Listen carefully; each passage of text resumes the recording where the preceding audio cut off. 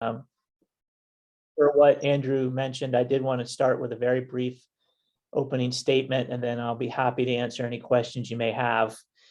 But when I think about the 2021 season, I deem it a big step forward for us. We accomplished our primary goal of making the playoffs. And I really think we're ahead of schedule in terms of our rebuild plan. When you consider that the entire coaching staff, including head coach Vicki Johnson, was new. Three of our players, or a quarter of the roster, were rookies. Half of our roster had 2 or fewer years of WNBA experience. And we still found a way into the playoffs. We got a taste of what the playoffs are about, and we'll use this year as a stepping stone for 2022 and beyond. I think, when you looked at how our players reacted to the end of the season in Chicago, I know Vicki mentioned this in her post-game media comments, everyone was really disappointed. And you could tell that there's belief in that locker room that we have the core group to go beyond where we ended up this year. And I believe that too. When I look at the roster that we've assembled in the last 2 to 3 years, I'm really excited about our talent level and our upside. And then when you look at some of the business elements of that perspective, we have a lot of roster flexibility in terms of our cap space for the foreseeable future. And once again, we'll head into a draft with 2 high picks, no worse than 4th and 6th, I believe. And if the ping pong balls go our way, it could be better than 4th with the lottery pick we own through the trade we made with LA prior to this season. So whether it be free agency or the draft, we'll continue to look to improve our team. But I think we took a big step forward this year. And as I told the players in the locker room after the game in Chicago, while disappointed, there shouldn't be a lot of sadness, because it really, to me, felt like a beginning and not an end, because the core group that we've assembled was taking a step, and it wasn't the last step. With that, the only other thing I wanted to share was, it was a challenging year from a COVID perspective, and I really appreciate everyone who participated and found the way through all of those challenges, and that be the coaching staff, the front office, the players, our fans, and you, the media, for sticking with us and doing things that weren't normal to cover the team and provide information on the team. And again, I thank you for that. And with that, I will open it up to questions. Great. First, we're going to go to Howard Megdal. Howard, go ahead and ask your question. Thank you, Greg. Thank you for taking the time to chat with us. I got 2 if I could.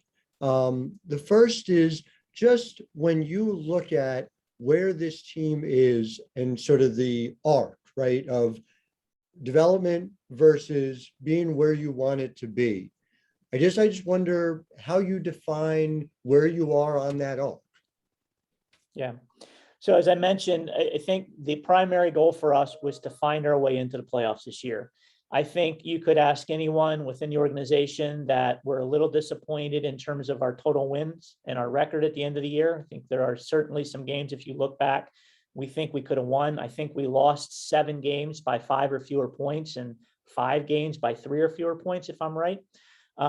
So certainly there's some disappointment in the end result of the record, but primary goal number 1 heading into the season was to qualify for the playoffs and take that step.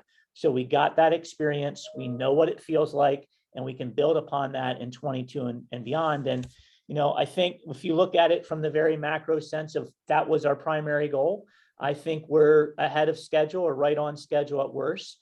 And I think we are transitioning now from a 100% build mode to heading towards win now mode. I don't want to say we're at absolute win now mode right now. We'll see what free agency brings us and the draft and potential trades, but I think we're on our way to making that transition and to be more concerned about the win-loss record, the playoff seeding, and what we do in the playoffs than perhaps just 100% roster build. Well, my second is related to that, and it's more of a macro question as well, which is to say, you have these 2 high picks. You've had obviously a lot of assets coming through the draft year after year. You also, if you so choose, have 12 players who are potentially under contract for 2022. And I wonder, when you think through how you want to approach this offseason, how much continuity comes into play and how much it feels like, there are pieces that need to be added. I think you mentioned a key word, continuity. We've had so much change here in so many ways over the last couple of years, by design for the most part, and part of a plan, a long-term strategic plan. But that's part of that transition I mentioned. It's time now to start creating that continuity within the coaching staff, within the roster. Our players spent a year getting to know each other, a year getting to know the coaches, and vice versa. I think if I remember correctly, we had 10 playoff games of experience on our entire roster heading into the playoffs, when some of the other teams had over 200. So it's time to build upon what we experienced this year and create the continuity amongst the core that you absolutely have to have ultimate success in this league. Thanks, Greg. Appreciate it.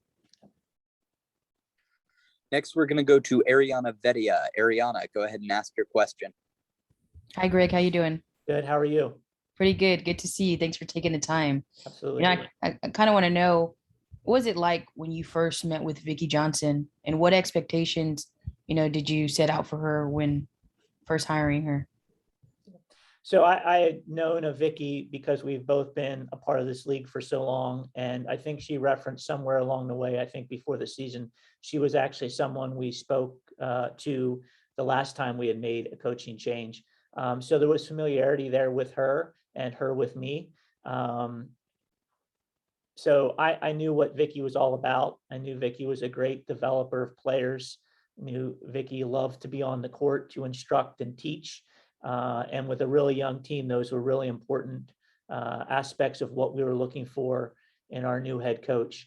And we talked, about short-term goals and long-term goals, like you'd imagine we would. And as I've mentioned a couple of times, number one on the list short-term was to get into the playoffs in 2021. And obviously that leads to bigger and better things down the road. So those were the primary conversations, and making sure we were aligned in terms of personnel and how we wanted the team to be constructed and what we were looking for in terms of the players on our roster. What were the long-term goals you just mentioned? Win a championship like they are for everybody. I mean, that's the ultimate goal. That's why we do what we do. That's why we're here. That's what we're trying to chase and to achieve. And that's the same for everyone. That's the ultimate long-term goal. A lot easier said than done. But again, I think we took a big step forward this year in heading that way. Thank you. Thank you, Ariana. Next, we're going to go to Ron Thulin. Ron, go ahead and ask your question. Hi, Greg. Quick question. Biggest area of growth for this team this year? Yeah, thanks. I mean, again, macro, just getting in the playoffs, I know it was a minute, but just to get there and have a sense of what that tastes like. And I think it was great that we played Chicago, a team that their core has kind of been there now. This was their third year. And you could see that disparity in the first part of the game last week. They were just at a different level. And certainly the coaching staff talked about it and the players talked about it, but until you go through it, you just don't know. And we went through it. And to our credit, we came out in the third quarter and we made it a game, and then we ran out of gas. But now they have that and they understand it. They also have the feeling of disappointment after the game, and an abrupt end to a very long season where a lot of work was put in by all. So macro sense, I think that's the headline. When you break it down and get into the weeds a little bit and start looking at numbers, if you recall in the conversations I had publicly last off season and going into the draft and what we were trying to address, number one on that list was rebounding. And we achieved that goal. We increased our rebounds per game by almost 3.5. And we went from 10th in the league to 4th in the league.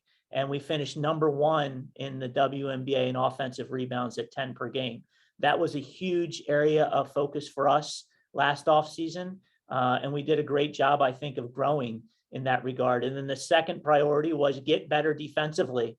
And we did that too. I think we shaved, over 5 points per game off what we allowed on average from 2020 to 2021. So a couple of the key metrics from a statistical standpoint, we were able to achieve our goals.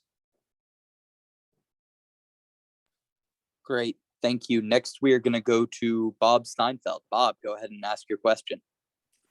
Hey, Greg. How are you? Good, Bob. Good. I have a few questions. One of them, I just, you were talking about rebounding a moment ago, and that kind of works right into my question about Satu. And when she was out, we were hurting a little bit on offensive rebounds, and she came back and really made a big impact. Yet she still didn't seem like she was at full speed, which just shows what her potential is. Can you give me an update about how she is following the last game? Yeah, not 100%. She was dealing with an Achilles issue for majority of the season, certainly the entire time after the All-Star break. And really, it was an Achilles issue that was founded in some stability and strength issues in one of her legs that was leading to the Achilles issue. So that's why the process for her to come back was seemingly such a long one. We were really working with her, and our medical staff was working with her to strengthen some parts of her body that directly impacted that situation and that injury. And that's an ongoing process she's continuing to do as we speak postseason. So hopefully that's not a long-term issue for her moving forward. And then on top of that, when you're out as long as she had been out, fitness becomes an issue. And you saw in the home game here where, she struggled with that a bit, but to her credit, fought through to the very end. And I think that was also, part of the issue in Chicago in terms of, just being able to stay on the court. It's just hard, no matter how hard you work off the court. And she certainly worked really hard off the court to replicate the cardiovascular demand of being in a WNBA game until you are in a WNBA game. So, unfortunately, she wasn't 100%, but she battled to the very end and gave us everything she had. And I think the same could be said for Izzy. And Izzy dealt with COVID. Obviously, she was cleared to come back COVID free, but cardiovascular, she wasn't where she was prior to departing us for a few weeks as well. And she wasn't able to give as much time on the court in the playoff game as she or we probably would have liked. And again, she battled and gave us every ounce of what she had, but I think it would be inaccurate to say she was 100%. Bella also seemed to emerge, her confidence level seemed to go up. What would be your exit interview for Bella for this season? Yeah, I think Bella is establishing herself as one of the better defensive young post players in the league. I think she is, significantly further ahead on the defensive side of the ball than the offensive side of the ball. So for her, the message is when she goes overseas to play in Spain again this year, she's returning to the team that she was with last year. Obviously her job over there first and foremost is win basketball games for her European club. But while she's doing that, to really work on getting comfortable with the basketball in her hands and continuing to progress with her offensive game because that's where she really needs to take the next step when she returns for year 3. And last question, this year for all teams and especially the Wings, players coming in late and then the Olympic break with players being out trying to qualify and everything. So how do you feel this coming year without the Olympics there, how much that could benefit this team, getting into players here, earlier? I mean, we're not no leaving. different. Yeah, we're no different than any other team. The more time you have with your players, particularly the more time before the season starts, where you can really focus in and put in systems and work on player development and build the bonds you need to build, the better. But just like every other team too, we deal with it, and we're no different. Every team has the same challenges. We're not special in that regard. So it is what it is. It's part of what we do, and you have to adjust on the fly, really. To the credit of the teams that are still playing, they did that because they were dealing with the same challenges that we were dealing with. Mm-hmm. Thank you. Next, we're going to go to Megan Price. Megan, go ahead and ask your question. Hi, Greg. Thank you for taking the time to talk to us. Sure. So after everything that we saw yesterday, was there a sense of relief seeing the Sky play so well against Minnesota, knowing that it was a really good team that knocked you out?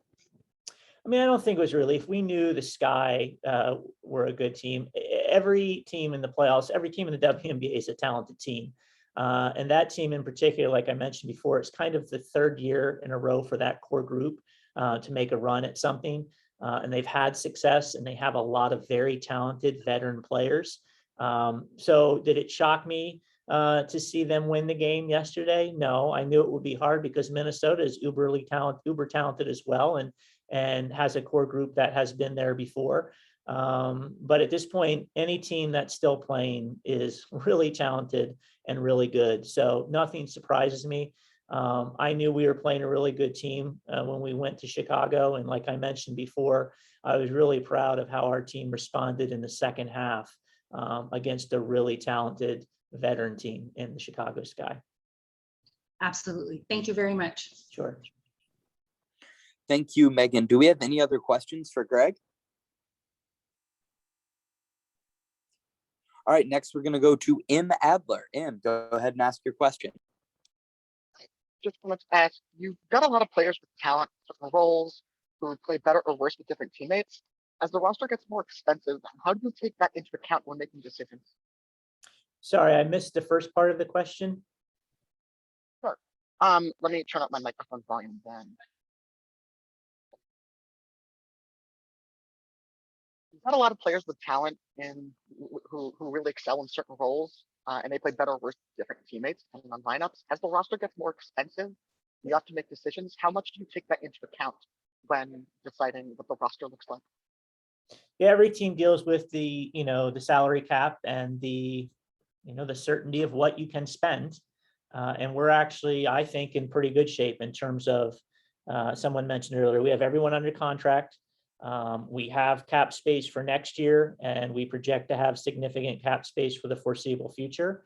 And we certainly built this roster with that in mind, to have the opportunity to not only be successful, but to have long-term success. That philosophical, the window opens and stays open for a period of time. And I think we have ourselves positioned for that at this point. In terms of the second part of your question, I think it related to chemistry and players playing well with each other. That's obviously part of the equation too. It's a team game, and it's not just about individual performance, but how 5 players on the court work together to achieve the goals. And as we've built this primarily over the last few years, that's certainly been part of our thinking and our strategy to make sure not only do we have really good pieces, but those pieces fit well together. Thank you. Next, we're going to go back to Howard Megdal. Howard, go ahead and ask your question. Thanks. I actually would love to jump on what Emmett said to the specifics of your current team. It's not a typical situation to have in Marina and Enrique a couple of people who are close, who have played together for as long as they have. Obviously Enrique is a building block in some significant ways for this roster. I just wonder whether their specific history together and the way in which they've played together changes the way perhaps you think of Marina in her future on this roster.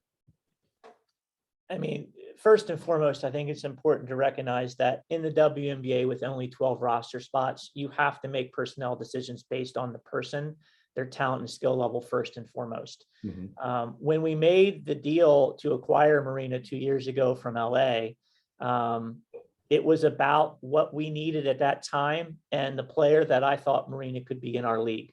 Now, with that said, knowing that she had a strong relationship with Enrique from their college days certainly didn't hurt the decision, but it by no means was the leading factor in our decision. And as I told her in her ex interview a couple of days ago, I would also be lying if I said I knew she would be as good as she has been here. I knew we were getting a competitor, a player who could handle the ball, a player who was in my opinion, plus shooter with the potential to be a premier shooter in our league. And she played with an edge that I like, and I thought we could use on our team. But she has been better than I expected in terms of her ability to add to her game.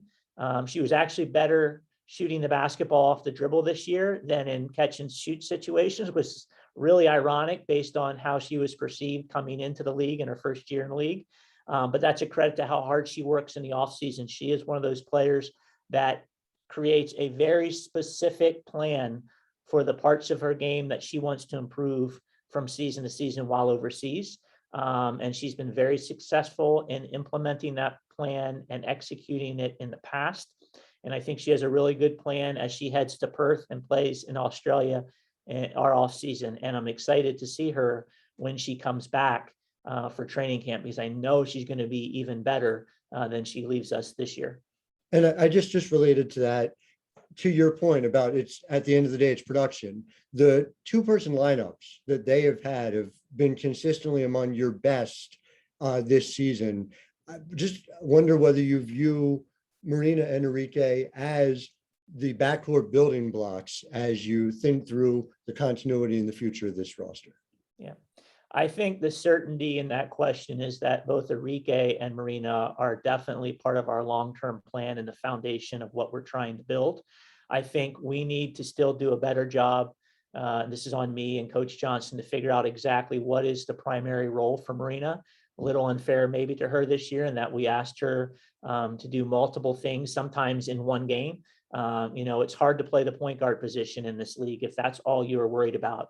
It's even harder when you're worried about doing that, playing the two, and oh, by the way, maybe go play the three for some minutes. And I think Marina handled that really well. And I think we can probably help her refining her role a little bit moving forward. Now, that doesn't mean she's not going to play multiple positions, because she has the ability to it, and that's great value to a team. But I think we can probably work at getting her a little bit more refined in her primary function within our basketball team. Thanks, Greg. I appreciate it. Thank you. Do we have any other questions for Greg? Next, we're going to go back to Ariana Vedia. Ariana, go ahead and ask your question. I want to know, what were your conversations like with Satu? Obviously she had her injuries, but heading into the season and exiting to the season, did she exceed your expectations? Did she meet them? How did it work out? I think Satu is everything we thought Satu would be when we were fortunate enough to draft her number 2 overall 2 years ago. I said it a lot back then. I'll say it again today. She's a number 1 overall pick, quality of player. I think her upside is hard to even quantify. I think she has a rare blend of speed, size, ball handling skill, ability to shoot the basketball at a high percentage from great range. And I think if we can get her healthy for the large part, for the majority of a season, you're really going to see that, because she hasn't been healthy really for the majority of either of her first 2 years. She's been dealing with stuff the entire time. So if we can get her healthy and keep her healthy, I think she's going to take another huge step forward, and she'll be in that discussion of premier players in our league. Do we have any other questions for Greg? All right. Well, thank you very much for joining us today, Greg. Thanks everyone for being able to hop on, and we look forward to seeing you this offseason and next year as well. Thanks, y'all. Thank you. Go Red Foxes. There you go.